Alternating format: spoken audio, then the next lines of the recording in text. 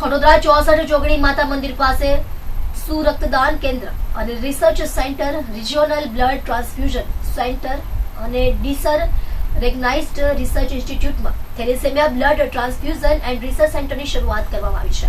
શ્રીમતી સુવર્ણા મહેશ દેસાઈ અને doctor Mahesh K Desai, MD thalassaemia blood transfusion and research સેન્ટરનું ઉદ્ઘાટન ડોક્ટર મહેશ કે દેસાઈના હસ્તે કરાયું હતું. આ સેન્ટર શરૂ થતા થેલેસેમિયાના દર્દીઓને સૌથી વધુ લાભ મળશે. હું ડૉક્ટર પ્રદીપ પેઠે, સુરત રક્તદાન કેન્દ્ર અને રિસર્ચ સેન્ટરનું પ્રેસિડેન્ટ છું હાલમાં, અને આજે થેલેસીમિયા ટ્રાન્સફ્યુઝન સેન્ટર અને રિસર્ચ સેન્ટરનું આજે ઉદ્ઘાટન છે. આ નિમિત્તે આપ સૌને આવકારવાનો આનંદ અનુભવું છું. આજે શ્રીમતી સુવર્ણા મહેશ દેસાઈ અને ડૉક્ટર મહેશ કે દેસાઈ એમના ખૂબ જ સહકારથી અમને આ લાભ મળ્યો છે. ઘણા સમયથી અમને ઈચ્છા હતી કે અમે થેલેસીમિયા માટે કંઈક કરી શકીએ. થેલેસીમિયા માટે લોહી તો પુરવાર અમે કરતા જ હતા, પણ આજે આ સેન્ટરની શરૂઆત થેલેસીમિયાના જે દર્દીઓ છે, એટલે બાળકો છે, એ લોકોને બ્લડ ટ્રાન્સફ્યુઝનની શરૂઆત આજે અહીંયાથી થશે. એટલે આવતા સમયમાં એ લોકો અહીંયાથી ફ્રી બ્લડ પણ લઈ શકશે અને અહીંયા જ ટ્રાન્સફ્યુઝન પણ થઈ શકશે. નમસ્તે.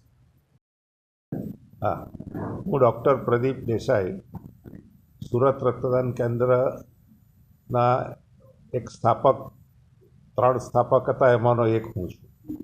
અને આજે એ વાત બહુ જ આનંદની છે કે સુરત શહેરમાં થેલાસીમિયા નામનો જે જન્મજાત રોગ થાય છે, કે જેમાં બાળક જન્મે ત્યારથી એના હિમોગ્લોબિન ઓછું, અમુક પ્રકારનું ખોટા પ્રકારનું હિમોગ્લોબિન થાય શરીરમાં, એટલે એને જન્મજાત એનિમિયા રહે અને એને માટે બ્લડ આપ્યા કરવું પડે, જેટલો વાર એને જીવાડવું હોય એટલો વખત.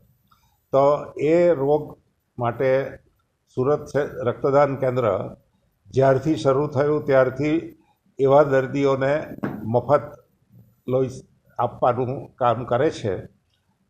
ફક્ત કેન્દ્રમાં નહીં, પણ જે આસપાસના શહેરો, ગામમાં જ્યાં જ્યાં આવા કેન્દ્ર ચાલતા હતા, ત્યાં પણ થેલાસીમિયાના રોગ માટે, તે ઉપરાંત હિમોફિલિયા અને સિકલ સેલના રોગ માટે સુરત રક્તદાન કેન્દ્ર ફ્રી, એટલે કે ફ્રી ઓફ કોસ્ટ બ્લડ આપી રહેલું છે. આજ સુધીમાં મને લાગે કે લાખો કરોડો રૂપિયાનું બ્લડ આપણે અપાયું છે. એ રીતે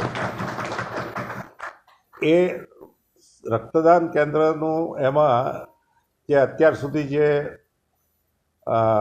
ઇન્વોલ્વમેન્ટ હતું તે લોહી આપવા પૂરતું.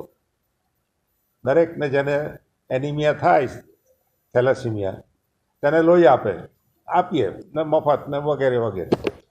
હવે આ સેન્ટરમાં લોહી આપવા ઉપરાંત થેલેસીમિયાનો રોગ કઈ રીતે અટકાવી શકાય અથવા કઈ રીતે એની સિવિયરિટી ઓછી કરી શકાય, એ માટેનું રિસર્ચ વર્ક કરવાની પણ એક પ્રવૃત્તિ અહીંયા ચાલુ થવાની છે. અને એની અંદર મેં જેમ વાત કરી તે પ્રમાણે થેલેસીમિયાનો રોગ શરીરમાં, જેને DNA કહેવાય, એ DNAમાં એક ખામી હોવાને કારણે જે સાચું હિમોગ્લોબિનને બદલે ખોટું હિમોગ્લોબિન બને અને એને લીધે એનિમિયા થાય, એના ઉપર મૂળભૂત મોલિક્યુલર બાયોલોજીનો રિસર્ચ, એનો સંશોધન કરવાનું કાંગી આપણા ડૉક્ટર કંચન મિશ્રા, અમારા જે અહીંના રિસર્ચ સાયન્ટિસ્ટ છે, એની રાહબરી હેઠળ એ કામ હવે ચાલુ થવાનું છે. અને મને ખાતરી છે કે એ કામની અંદર ખાસ મોટા મોટા ઇમ્પોર્ટન્ટ મશીનની જરૂર પડશે, જીન સિક્વન્સિંગ ને આ ને તે ને બધું.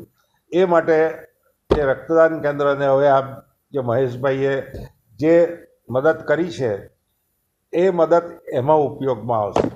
એટલે થેલાસીમિયા ફક્ત થેલાસીમિયા નામ ઉપર લગાવ્યું અને મહેશભાઈએ એનો સપોર્ટ કર્યું એ એક જ આસ્પેક્ટ છે, પણ એની બીજી મોટી આસ્પેક્ટ છે તે એકચ્યુઅલી આ રિસર્ચ જે કરવા જઈ રહેલા છીએ તે મારી દૃષ્ટિએ જો કંઈક એમાં રિસર્ચ એવી વસ્તુ છે કે એમાં એનું પરિણામ શું આવશે એ આપણે કહી શકતા નથી.